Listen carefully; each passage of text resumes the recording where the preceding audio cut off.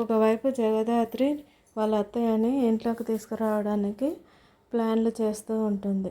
దానికి కారణం నిషిక వాళ్ళని అడ్డు పెట్టుకుని తను ప్లాన్ చేస్తూ ఉంటుంది. నిషిక వాళ్ళు చేసిన తప్పు కౌశికికి తెలిస్తే తను ఏం చేస్తుంది? నిషిక వైజయంతిలకి ఎలా బుద్ధి చెప్తుంది?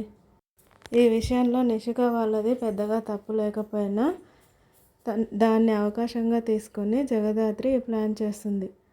ఒకవేళ ఈ విషయం బయటపడితే జగదాత్రి పరిస్థితి ఏంటి? నిషిక వాళ్ళు ఊరికే ఉంటారా? తనతో గొడవ పెట్టుకోకుండా, తనని ఇంట్లో నుంచి గెంటేయకుండా? నిషిక వాళ్ళకి జగదాత్రి చేసింది కరెక్టేనా? ఇన్ని రోజులు నిషిక వైజయంతి వాళ్ళు చేసిన తప్పుకి జగదాత్రి వేసే శిక్ష కరెక్టేనని మీకు అనిపిస్తే తప్పకుండా కామెంట్ చేయండి. అలాగే కౌశికి వాళ్ళని ఎలా శిక్షిస్తుంది, వాళ్ళని ఏమంటుంది అనేది కామెంట్ చేసి చెప్పండి.